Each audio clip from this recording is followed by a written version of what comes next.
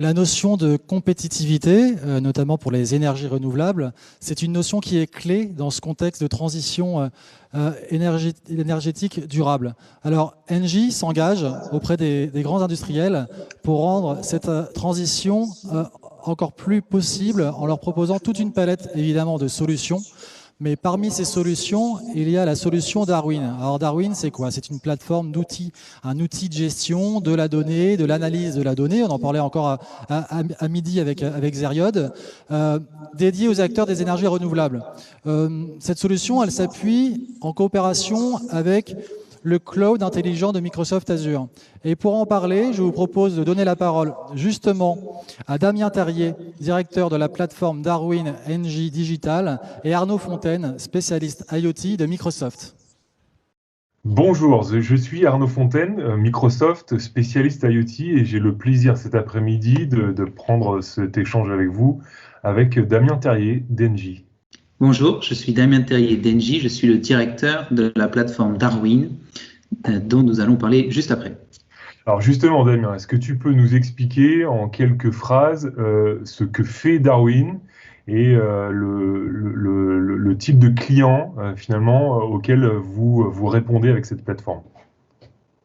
Tout à fait. Donc Darwin, c'est la plateforme d'Engie dédiée à la performance opérationnelle de nos activités renouvelables.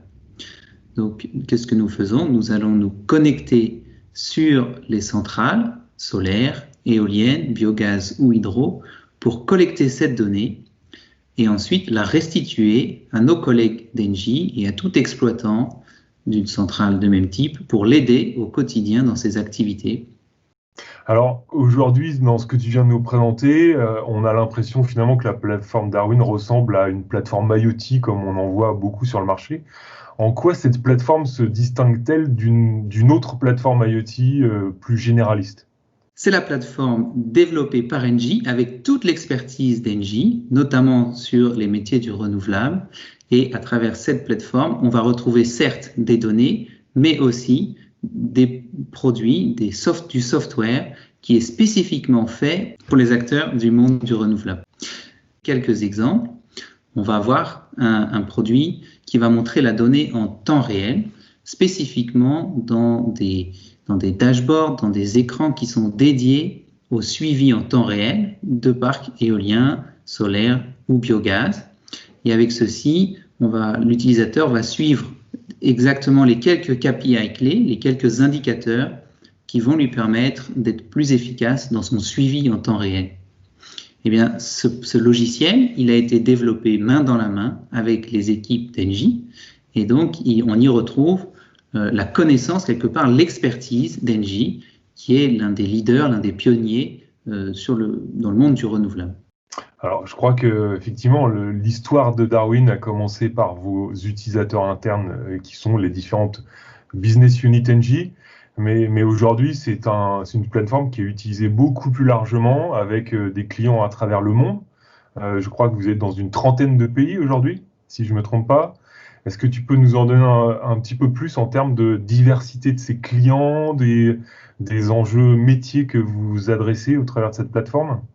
Eh bien, en effet, la plateforme a démarré en 2010, d'abord pour superviser un premier parc en France, premier parc éolien.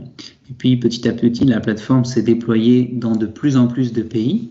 Aujourd'hui, nous avons plus de 18 gigawatts, l'équivalent de 18 centrales nucléaires, qui sont connectées à la plateforme et des utilisateurs dans une petite trentaine de pays, c'est 25 exactement, et des utilisateurs qui sont très variés, à la fois des exploitants qui ont besoin de la plateforme pour leurs opérations en temps réel ou bien des salles de marché, également des utilisateurs qui utilisent la plateforme plus pour la gestion des parcs éoliens ou solaires ou des parcs renouvelables et qui, à travers la plateforme, peuvent remonter un certain nombre d'indicateurs ou surveiller un certain nombre de contrats et ainsi gérer leur parc renouvelable sur le moyen long terme. Alors là, tu as introduit un point qui est très intéressant, c'est les différents downstream de la plateforme, les différentes manières de consommer toute l'information qui est préparée, normalisée, stockée dans la plateforme Darwin.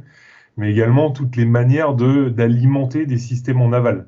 Est-ce que tu peux nous donner quelques exemples plus concrets sur le type d'outils temps réel, le type d'outils de supervision, de monitoring qui sont construits en aval de la plateforme Darwin? Bien, on va retrouver dans la plateforme Darwin cet hyperviseur qu'on a mentionné tout à l'heure. On a aussi, par exemple, des activités de prévision météo ou prévision de production. On a aussi la capacité pour l'agrégateur, pour la salle de marché qui commercialise cette énergie, la capacité de prendre le contrôle sur le parc et d'ainsi en limiter la production. Ça peut paraître bizarre de limiter la production d'un parc renouvelable, mais parfois c'est nécessaire pour mieux les intégrer dans le réseau. On a aussi donc un certain nombre de produits plus de, on va dire, de reporting, de calcul, d'indicateurs contractuels, de suivi des indisponibilités, des principales causes d'indisponibilité. C'est ce qui permet d'avoir une connaissance fine sur les raisons des indisponibilités et donc de pouvoir mettre en œuvre des plans d'action. Et enfin, on a un certain nombre de produits plus d'analyse, notamment des jumeaux numériques basés sur des algorithmes de machine learning, d'apprentissage, qui viennent permettre à nos utilisateurs d'anticiper des pannes, de détecter des sous-performances. On a vraiment des produits qui vont aider l'exploitant au quotidien, mais aussi dans ses activités plus de gestion, on va dire, gestion du parc, qui sont plutôt dans le temps moyen ou long. Alors aussi, je voudrais revenir sur quelque chose que tu as dit qui est vraiment très important de rappeler, c'est que un produit comme le logiciel Darwin, c'est quelque chose qui fonctionne sur la base de la donnée. Donc un software, le produit Darwin, c'est bien sûr le software qui est bon, mais c'est aussi avant tout de la donnée. Donc nous, sur la plateforme Darwin, nous venons collecter des milliards de données tous les jours, certains flux en temps réel, d'autres plus en différé.